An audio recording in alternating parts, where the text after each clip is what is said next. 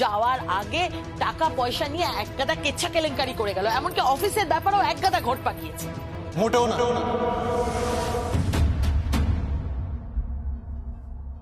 বড় পিসি, না জেনে উল্টোপাল্টা কথা বলো না প্লিজ। আরে বাবা না, তাহলে উকিলের চিঠিটা গেল কেন? বল আমাকে, গেল কেন? উকিলের চিঠি যাওয়া মানে প্রমাণ হয়ে যায় না যে সে অপরাধী। আর আমি তো বলছি বারবার আমার এইসব আলোচনা ভালো লাগছে না, তোমরা কেন? ঠিক আছে ঠিক আছে। মা,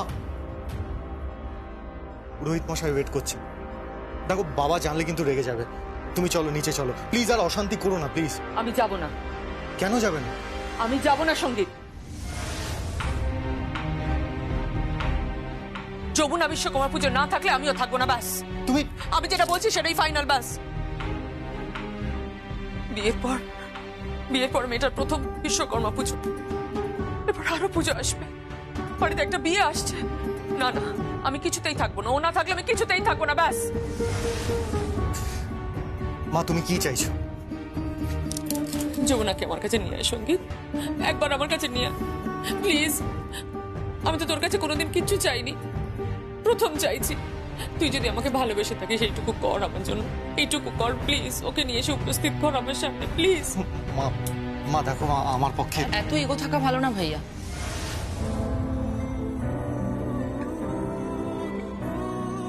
মা তো তোকে এতবার করে বলছে তুই যা না প্লিজ, এত ইগো কেন দেখাচ্ছিস তুই? ভাইয়া তুই যদি একবার যাস যমুনা বৌদি কিন্তু ফিরে আসবে, কি বলো মা? ও আসবে না, ও আসবে না গীত, কারণ সঙ্গীতের পরোয়া করে না যমুনা। হ্যাঁ না, মানে যদি সঙ্গীতের পরোয়া করতো তাহলে ওই কি যেন সাংস্কৃতিক মঞ্চ, সেই অনুষ্ঠানে তো সঙ্গীতের সঙ্গে কথা বলতে পারতো। তোর সঙ্গে কথা বলেছে ও? বলেছে ও? দেখ দেখ নিজে দেখ না, একটা ফোন পর্যন্ত করেনি ছেলেটাকে। এই শহরে এলো অথচ কারোর সঙ্গে কোনো যোগাযোগ করলো না, কারোর সঙ্গে যোগাযোগ করে। বাড়ির বউ বলে তো এত লাফাচ্ছ তোমরা। বাড়ির প্রতি ওই মেয়েটা কোন কর্তব্য পালন করছে আমাকে বলো।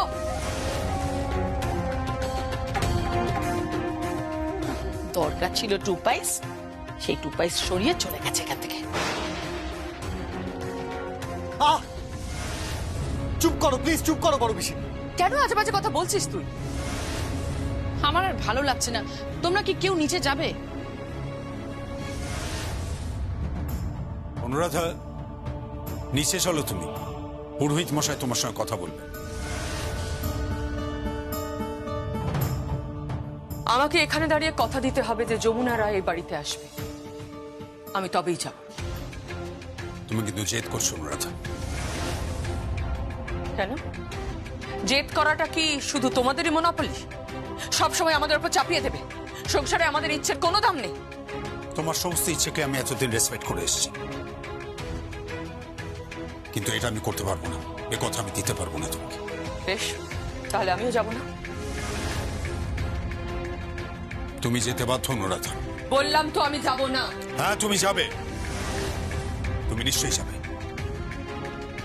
নিচে পুরোহিত মশাই বসে রয়েছেন, তার সামনে ছোট করো না। তিনি বহু বছর ধরে আমাদের বাড়িতে পুজো করছেন। বললাম তো আমি যাব, কিন্তু আমাকে কথা দিতে হবে যে এই বাড়িতে যমুনা রায় এসে ঢাক বাজাবে।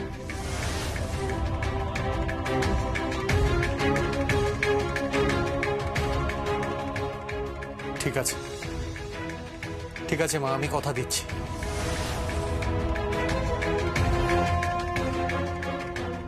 আমি যমুনাকে নিয়ে আসবো।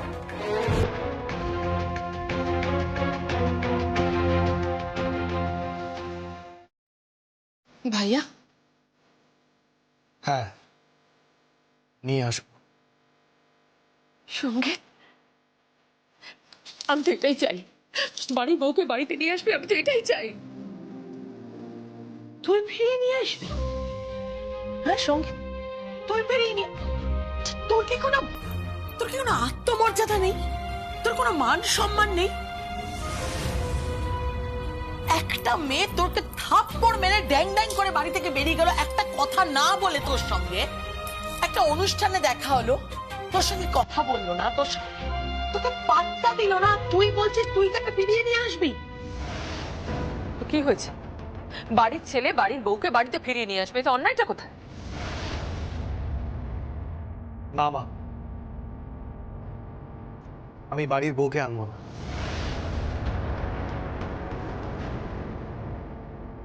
তাহলে বাড়ির বউ আসবে না, বিশ্বকর্মা পুজোয় যমুনা ঢাকি আসবে, গঙ্গা ঢাকি আসবে, ঢাক নিয়ে।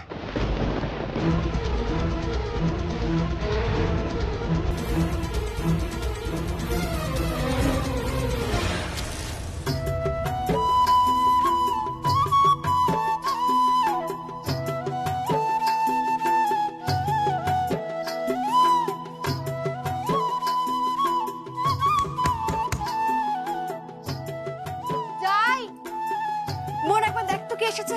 না না, আমি এখন দেখ না হাতে নেল পালিশ পরছি। এই গতবার এই নেল পালিশটা তুই আমাকে দিয়েছিলি, কি মিষ্টি রংটা রে। বোন তুই না মানে বড্ড কুল হয়ে গেছে জানিস তো, কোনো কাজ করিস না, তোকে একটা মারতে হয়। তা কে এসে একবার গিয়ে দেখ। আমি উফ, ভালো লাগে না আমার। যাই যাই।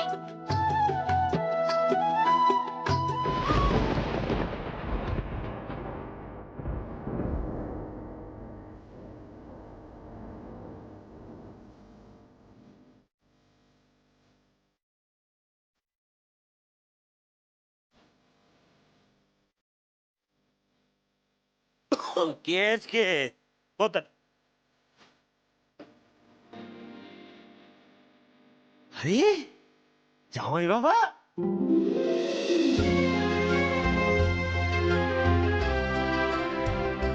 আমি জানতাম তুমি আসবা। আমার মেয়েরে তুমি এত ভালোবাসো, তুমি না এসে কখনো পারো? আমি ঠিক জানতাম। আরে কে কত গেলে তো উলু দাও, এই বাড়ি যাও। এই তোর মা কোথায়? মা পুকুর ঘাটে গেছে। কোনো মানে হয়? আরে তা তুই উলু দে। এই এতদিন বাদে জামাই বাড়ি আছে। এসো বাবা, এসো।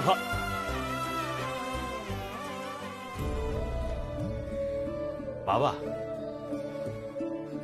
বাবা, আমি তোমার কাছে হাত জোর করতিস বাবা।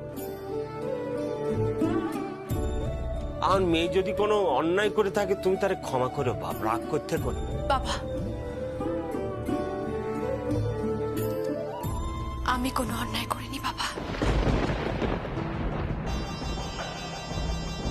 আর যে অন্যায় আমি করিনি সেই অন্যায়ের ক্ষমা চাই। আমায় ছোট করো না তুমি। হতে পারে ওনারা বড় লোক, খুব বড় লোক, কিন্তু বাড়ির বউকে সম্মান করতে এনারা জানেন না।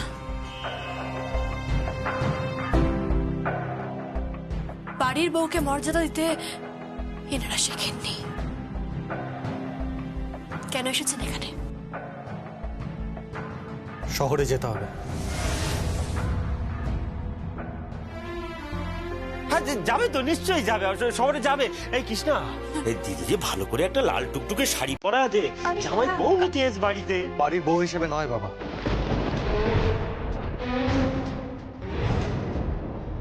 বউ নিতে আসেনি। জামাই?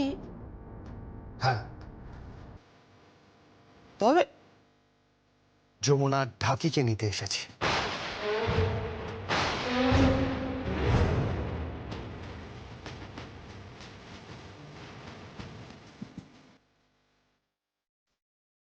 দুর্গাপুজোর বায়না,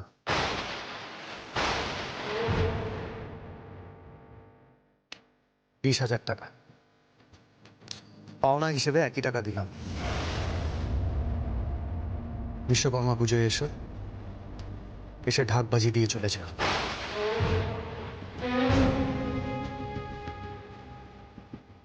তুই কি বলছিস বাপ? একটু ভেবে চিনতে বলছিস কথাটা? তোমার বাড়ি আমার মেয়ে ঢাক বাজাতে যাবে,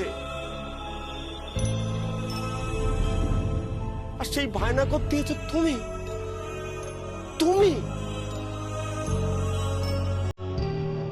কি বলছিস? আমি কিছু বলতে পারতিস না বাবা। বাবা চুপ করো। যাবো ঢাক বাজাতে, যমুনা ঢাকি যাবে। রায় পরিবারের বিশ্বকর্মা পুজোতে এই যমুনা ঢাকি ঢাক বাজাবে।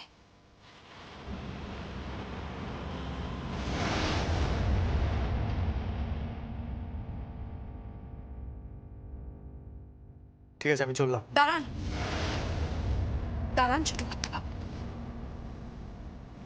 রসিদ নিয়ে যান, নইলে তারা বাড়ি গিয়ে বলবেন যে এই 20,000 টাকাও যমুনা চুরি করেছে। যমুনা! না, যমুনা নয়, যমুনার টাকি।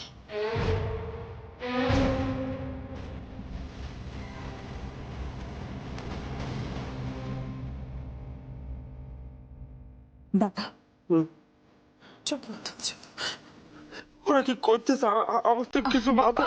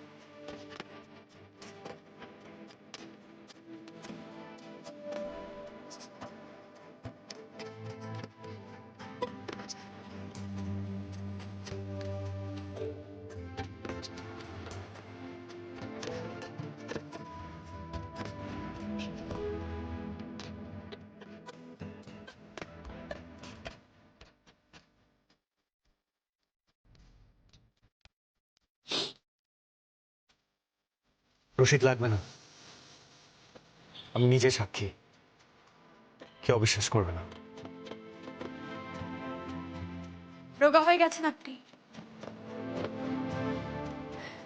যে শরীরের যত্ন নেই, খাওয়া দাওয়া করুন ঠিক করে, আর ওই এক গুচ্ছ গুচ্ছ চা খাবেন না, শরীর খারাপ করবে। করুক, শরীর খারাপ করুক, কাউকে দরকার নেই, কারোর প্রয়োজন নেই। যে বলছে সে নিজের শরীরের নজর দিক, সে নিজে অনেক রোগা হয়ে গেছে, খেয়াল রাখুক নিজের। আমার খেয়াল রাখার মানুষটাই যে চলে গেছে। চলে যায়নি, যাদের এত অহংকার তারা অনেক সময় ভুলে যায় যে অন্য মানুষের মনেও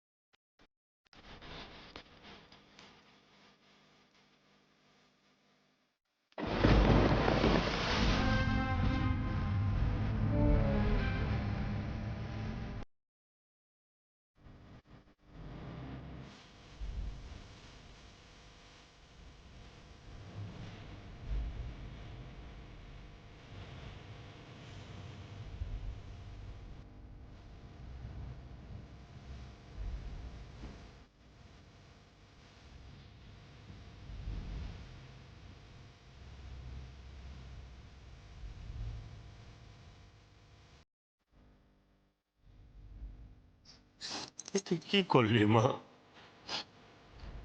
এইভাবে মানুষটা ফিরিয়ে দিলি তুই?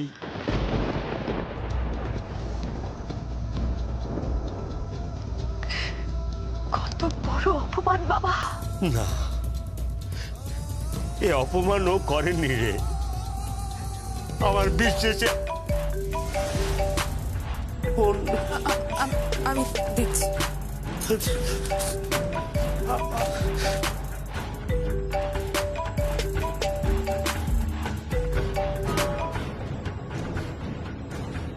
হ্যালো, কে বলছে?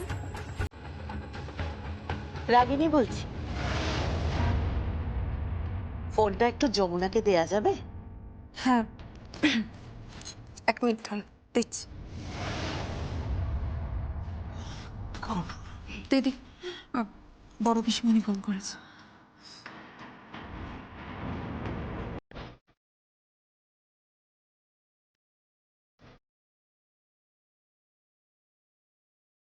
বল। বায়না পেয়ে গেছিস শুনলাম। সঙ্গীতকে ফোন করেছিলাম। আসিস। বিশ্বকর্মা পুজো থেকে দুর্গা পুজো পর্যন্ত এই বাড়িতে যা যা ঘটবে সেটা তুই ভাবতেও পারছিস না। আয় যমুনা ঢাকি, আয় ঢাক বাজাতে আয়। কর করে 20,000 টাকা দেওয়া হয়েছে বিশ্বকর্মা পুজোর জন্য। আয় তাড়াতাড়ি আয়, এখনো অনেক হিসেব করা বাকি আছে। হ্যাঁ, হিসেব করব। অবশ্য তার আগে যদি তোর অ্যাকাউন্টসে কারচুপি করার জন্য জেল টেল হয়ে যায় সেটা আলাদা ব্যাপার। না মাসি, আমার জেল হবে না। আপনি উল্টো পুরাণ বোঝেন? মানে বুঝবেন না, তবে সময় আপনাকে ঠিক বুঝিয়ে দেবে। এই তুই কি বলতে চাইছিস বলতে ঠিক বুঝতে পারছি না। বুঝবেন, সব বুঝতে পারবেন। আমি জানি বিশ্বকর্মা পুজোয় ওই রায়বাড়িতে ঢাকি কাঠি পড়বে। যমুনা ঢাকি ঢাক বাজাবে।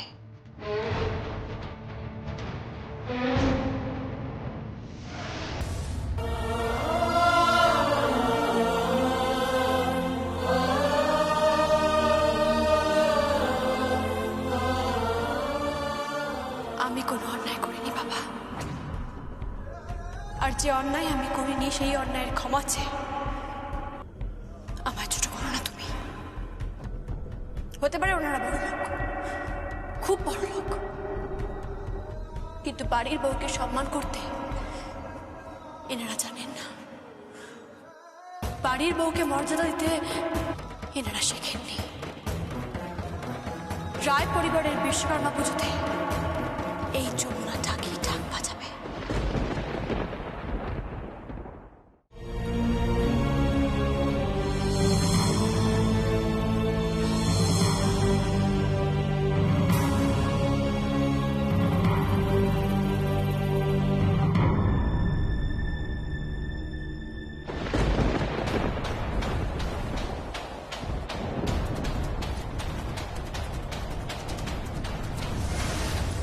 তুমি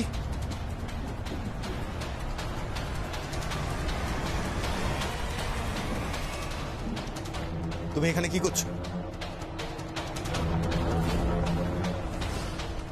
কি হলো?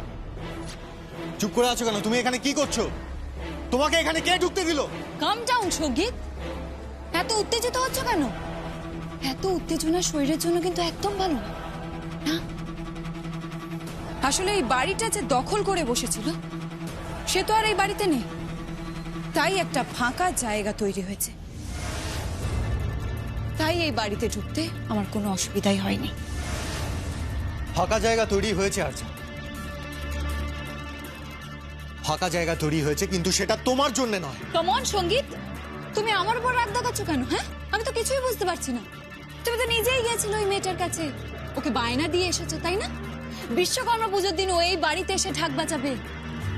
যেই মেয়েটাকে তুমি নিজে রেসপেক্ট করো না সঙ্গীত, তাহলে তুমি কি করে আমার কাছে এক্সপেক্ট করো যে আমি ওই মেয়েটাকে রেসপেক্ট করব? হ্যাঁ, যেই মেয়েটাকে তুমি তোমার স্ত্রী হিসেবে, নিজের ভালোবাসার মানুষ হিসেবে পরিচয় দিতে চাও, দাবি করতে চাও, সেই মেয়েটাকে তো তুমি প্রতিনিয়ত অপমান করে যাচ্ছ। তাহলে তুমি কি করে ভাবছো সঙ্গীত যে দুনিয়ার লোক ওকে রেসপেক্ট দেবে? এখনো সময় আছে সঙ্গীত, নিজের জীবনটাকে এইভাবে নষ্ট করো না। যে তোমার জীবনে রাইট পারসন তাকে সিলেক্ট করো, তাকে অ্যাকসেপ্ট করো। তুমি কার কথা বলতে চাইছো? অবশ্যই আমার কথা বলছি। হোয়াট? রাইট? তুমি রাইট আমার জীবনে? ইম্পসিবল আরজি। কেন ইম্পসিবল? কেন? কারণ এই তুমিই সেই তুমি যে আমাকে থ্রেট করে গেছিলে তুমি আমাকে মেরে ফেলবে। এতদিন ভালোবেসে তোমায় পেতে চেয়েছিলাম, এবার ভালোবেসে